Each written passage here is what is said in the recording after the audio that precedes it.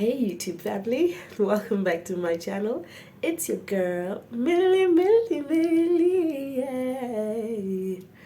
Today I'm back with another story time about my nanny horror stories, guys. I've had 4 nannies in the past, and today I'm going to tell you a story of how it went with all of them. It was horrific in each and every one of them. The experiences were terrible. I had one who tried to break me up with my husband, with my then boyfriend, now husband. I had one who scammed me. I had one who got pregnant for a married man and became crazy. And I had one who just had issues with the fact that I was way younger than her. So I'm going to get into my story, and yeah, see you on the flip side.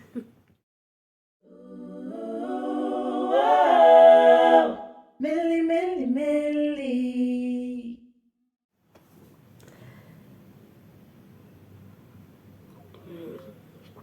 So I still have a flu, so I'm just having some orange juice here. So my very first nanny, after I gave birth, I didn't want a nanny. I thought, I can do everything. I have trust issues, guys. So I was just like, how am I gonna trust someone, and then I have to pay them, and then I have to remember I was a single parent, so like I was also thinking about, no guys, I already don't have enough money. Now I have to pay someone else, feed someone else. It wasn't sitting well with me, but my mom absolutely insisted that I needed some help. She was with me for a month, so she wanted me to get a nanny immediately so that she could train the nanny and obviously see if it's a good person before she left. So I got referred to this nanny. We started talking. She was in Zim, and then she's like, cool, I want to come through. So we bought a ticket. She got on a bus. She came. When she arrived, she sent me a message. I went to pick her up by the station. The minute I went and I saw her by the station, she was like, so I'm like, I don't know who you thought you were speaking to, but anyway, okay. So I didn't pay it any mind because I'm just like, okay, all right. Because she was probably late 30s. So I'm just like, cool. I get her, she comes home, she meets my mom, she meets Marty. She was very good, guys, like very good. So we got her, I think, 2 weeks into my mom's month after Marty was born. My mom was around for 2 months, a month before he was born and a month after he was born. So yeah, so my mom trained her for 2 weeks and whatnot. The day came for my mom to leave now. My mom leaves, she gives her a number, like, no, if you want to talk, just send me a message. The minute my mom left, things changed. Like, she would be telling me what to do. No, you can't do this for a child. You can't do this, you can't do that, you must do this, you must do that. So at the end of the day, I'm just like, no, you know what? I just need you to actually just be here to help me, not to like teach me, because my mom has taught me pretty much all the things that I need to know about a baby, and I've done my research as well, and I talk to my doctors, and I know what I need to be doing, you know what I mean? It became such an issue. Like, literally, me going out, even it's working, should just have something to say. No, you mustn't be doing that. Whatnot.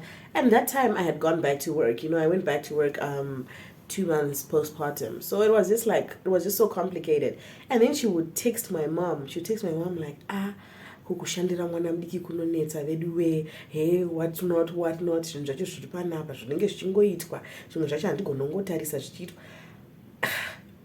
It was just like so hectic. But the problem is she was very good with Marty. So now, like, even if I had friends over, it was just like she was watching my behavior. It's like living with your mom who's not your mom, and then at the end of the month, every month you have to pay your mom. And she didn't treat me like I was a boss. Not that I was trying to be treated like I was a boss, but it's like she just felt like she was in a house with a child. And for her, it didn't make sense. She was unhappy. She just always complained, no, you can't, I can't watch you do this. And the things that you'd be saying she can't watch me do, like, sit with Marty while we watch TV, or like buy him teethers. You know those baby teethers that come in the form of like they look like biscuits and whatnot, things like that. And like I didn't want her giving Marty like weird concoctions, like no, and a colic and a whatnot. You know, people are quick to come up with like diagnosis and you know, and so I didn't like that. So I didn't want Marty to be given stuff that I didn't get. And if he had a problem with it, I'll take him to his doctor and I'll give him medication. And she had a problem with that. She's like, kids are not supposed to get meds or whatnot. But it's not like they get meds. They get baby stuff like vitamins and stuff like that. So we always had issues. Then one day I came back from work, literally arrived back from work 6 o'clock. I get there, ma'am, sis has packed her suitcases, and it was like a Tuesday. She packed her suitcases and she's like, I'm leaving, and and I'm just like, okay, it's cool. I don't talk a lot, so maybe that's why she felt the need that she could mommy me or whatever. So I was like, cool. And then she left, and then I had to actually call my boss, like I can't come to work tomorrow, and then yeah, that was it for her. But for her, it was just traumatic because I think at some point she just thought I was her mom, and it really bothered her because it was a thing of you're younger than me, so I should know better. I am in a better off position than you because I'm older, and I think that was already the issue from the get go. Because no matter what I did, she'd be like, "Ha, uchu dongo chashe, mwana mdiki we wa mewe munu." I'm like, dude, I'm still a person. Like, if I want to drink a glass of wine today, I must be able to drink a glass of wine without someone looking at me like, are you working here or are you here to just to watch my every movement? You know what I mean? Anyway, fast forward to nanny number 2. Nanny number 2 is the scammer. So nanny number 2, she was referred to me by my mom's friend. She came in, she was just so jovial on the first day. And then she worked and she worked. She did so well. She comes in, she was like, no, I want to clean the place, whatever. She was active. And I liked her. She was good with Marty, and I'd watch her bath him and everything. Day 2, she comes in and she sits down and she's like, no, Millie, I just need to go home today. But I'll come back tomorrow. The problem is the situation at home. So she then told me that they stayed in Boxburg there, but her family stayed in a shack. And something had happened and water had come in, so stuff was damaged. And now, like, they're struggling. She needs to go and figure out if the kids are okay and whatever. So me being sympathetic as I was like, oh my goodness, let me find something for you to go with. So I basically go into my closet. So I keep a box of like stuff that I no longer fit into. And I had a lot of that stuff because obviously I had changed sizes because of the pregnancy. I got clothes for her girls because she was like, I have a daughter and a son. And I was like, I don't know, maybe your son can wear t-shirts and whatever. I went into my kitchen, guys. I took out flour, I took out milli meal, I took out meat, roiko, I took out salt, I took out everything. Like, I was just taking one of each thing that I had, put it all in a plastic bag. I'm like, you know what, at least they can have food for the next 2 weeks, you know what I mean? Because I had obviously also done groceries, and I was like, no, you know what, I can then figure it out when I do this. And then I gave her 500 rands, and I'm like, I know you haven't worked for long, but you're saying this happened at home. At least if you can go with the food I've given you, go with some clothes. And I had some blankets too. I packed, guys. I was so sympathetic. I packed for her. And then she's like, oh, thank you so much and whatever. And then she left that day. And then I texted that evening, do my messages not go through? I'm blocked. I text again. Okay, the message one ticked, so I thought maybe it's just a thing. It's just network. I checked the next morning after I've woken up. How are things at home? Wada. One tick. So I asked the woman who referred me, and I'm like, can you text her? So she texted her, and she's like, no. She texted me. She said she couldn't work anymore, so she left. She gave us some sob story that she couldn't work here anymore, so she left because it was too far from home or something. And then I'm like, She told me a different story. She told me I tell this woman the story. She's like, no, she doesn't stay in a shack. No, she doesn't stay in a shack. She stays in a house. Of course, it is a back room, but it's not a shack or whatever. They do have like a home, her and her husband and her kids, and all that. So everything that she was basically telling me was lies. And she only had one child, and like everything was just lies. And like she put me in a position where I felt like I needed to help her when she actually maybe didn't. She may have needed the help, but I think I would have just appreciated if someone had just told me that, can you please just help me, rather than lie to me and put me in a position where I want to help and then I find out that that wasn't even the case. You have all these things, but you just didn't want to work anymore. So you made it seem like you're struggling and you're in this situation. And then you accept help even though you're just making up stories. So that was nanny number 2. So I call it the scammer because I feel like she scammed me. Nanny number 3. How? Nanny number 3 was the most dramatic of the nannies. I loved her though. She was amazing. I think all the nannies I've gotten have been so good with Marty, have been so good with keeping things afloat in my house, but the characters. So nanny number 3, what happened was she was dating she was dating this man, and then she loved him. She called him Matsbaba. Oh, she would glow when she's talking about Matsbaba. Oh, Matsbaba this, Matsbaba did this, Matsbaba what. She would glow, guys. And I was just like, you really like Matsbaba, you know what I mean? I'm assuming he was of the post-Tory faith. Mm-hmm. So, long story short, she got pregnant, and she's now like, no, I want to work, because you know what, Matsbaba is not appearing to be very happy about this pregnancy. I'm like, cool, no, I understand, as long as you can work. So my big thing was that I'm not really trying to have you like clean my whole house or whatever. I just want to make sure my son is taken care of, he's fed, he's whatnot. So if you are pregnant and you can still do that, then you can maybe do it for as long as until you see that you need to go, so that you can at least raise funds and whatever. We're on the same page. She's like, no, thank you so much, because I want to give my child a good life and whatnot, what. And she was very good with Marty. Like, she loved him. She would just play with him and hold him and everything. Until one day she went back home for the weekend. She came back on the Sunday and she was mad.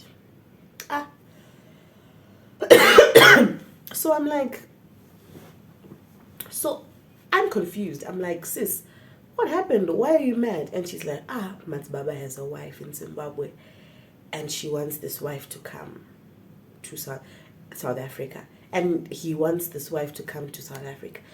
I'm like, oh, so Matsbaba is married? And he's like, yeah, but I'm pregnant for him, and apparently his wife can't have children. So I'm like, so what's going to happen? So she's like, no, you know what? He can't lie to me like that. I'm decided I'm going to take care of my child. I'm going to do everything I need to do for my baby. So I'm like, yeah, I encourage her. Because obviously I was not in a similar situation, but I was a single parent. So I was just like, you know what? Sometimes you just have to do what you got to do for your kid. And that's what I told her. And I was like, sometimes you just have to do what you got to do. So if this is what you have to do, then just do it. She agrees. Day 1 was fine. Monday, she's cool. She's back to work as normal. Day 2, she goes back to sleep. She goes to sleep after work, manje. So she had her own room. Did I not hear her praying that night? In the name of the Father, you are mine. Hey, she's calling out this man's name. Like, I bind it in the name of Jesus. I bind that marriage in the name of Jesus. She's praying against a marriage. Guys, she went in. She was quoting Bible and she was loud. So obviously I could hear because our rooms were next to each other. This woman was praying. She was fighting for her relationship. She was a prayer warrior. And then we wake up on Tuesday. On Wednesday, I think, I casually ask her, and I'm like, oh, I heard you praying. She's like, yeah. I've decided to stand for my family, whatnot, whatnot. I'm not gonna take this. I have a child with this man because I'm having a child with him. He must marry me. He can't just do whatever he wants with me. So she also had another child. She had a child in Zim who was staying with her parents. So she's like, I can't have this done to me a second time. No, he's mine. Yada yada yada. I'm like, okay, if you say so. And then it became an every night thing. She would pray and pray and pray and pray and pray. And then she then went to her next holiday or whatever, her weekend off. She goes there, she comes back and she's like, yeah, Mats Baba doesn't want his wife to come anymore. So yeah, now I'm in yada yada. He was so happy with me. We had such a good time when I went back home. I think things are looking up. So I'm like, cool. I'm not going to give you advice because obviously you have what you would like for your family or whatever. You've decided to do what you want to do. So go and do it. And then, what happened? Okay. And then like she comes back after she had this glowing weekend with him. And then midweek, I think Mats Baba sends her a message that, no, I told my wife she can't come, but she refused, so she's basically coming. She's coming on Friday or something. She's getting on a bus. She woke up mad. So she had gone off that weekend, remember? So she was in one weekend, out the next, in, out, in, out. So she'd go out every 2 weeks. Now she comes and she's like, my Martin, you can't even believe. This man is sending his wife 1,500 for her to jump the border to come here. So I'm like, what happened? And he's like, no, apparently the wife refused. She wants him to come. The wife wants him to come. So he's coming. And I can't believe if he can find 1,500 to give her, he must give me 1,500 as well. So me, I'm like, okay, I don't know, but okay. So the wife proceeds to come and arrives on Saturday. Sis is like, I need to go, Mama. I need to go. My Martin, I'm so sorry. I know I went out last week, but I need to go. I need to go see what's going on. She goes, and obviously, they stay in one of those like commune setups where there's like a lot of people staying in the same yard. So they all know the stories that are happening. So Baba's wife, village, she had come.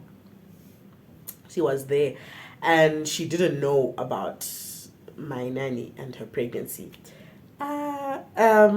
And apparently she arrives there, and then she goes into Mats Baba's house when his wife is there. She's like, I'm here to get my stuff. You have my blankets and my dishes and my plates, whatnot. I can't have my stuff being used by another woman.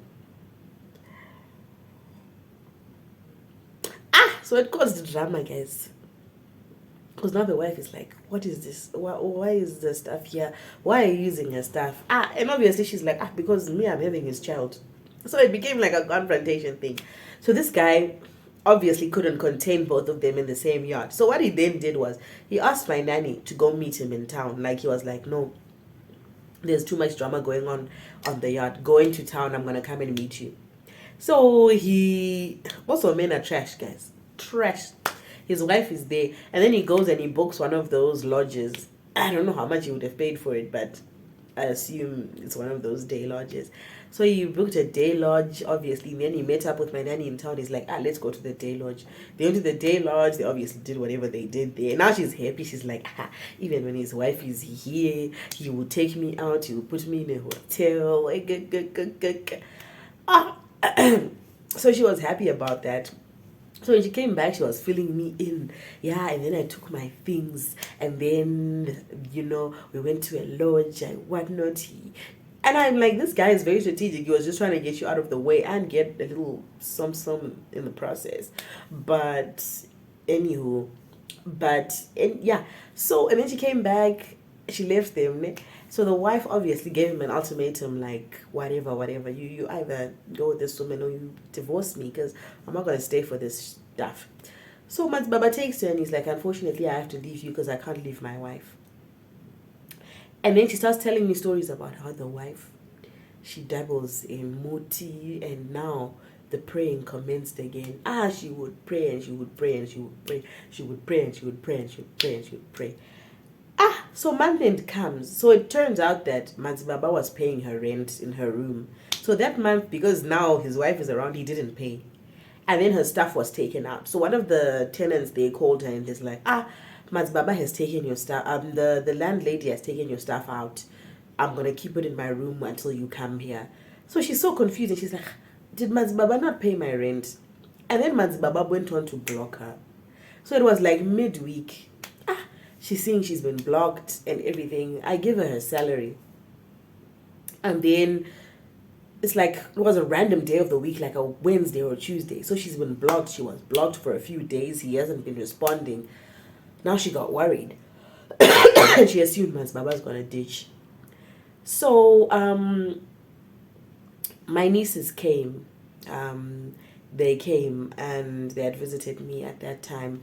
So they were there by my house. So all this time she was so good with Martin, but I think there's something that I missed, that she actually has this obsession with Marty, because she would hold Marty and she would, it's as if she's envisioning her own child. She would look at him and she'd be like, this is what my baby's gonna look like. My baby's gonna be like Martin. He's gonna be a boy. He's gonna have cheeks. He's gonna be so beautiful. So when you take care of Martin, you take care of Martin like Martin is her baby.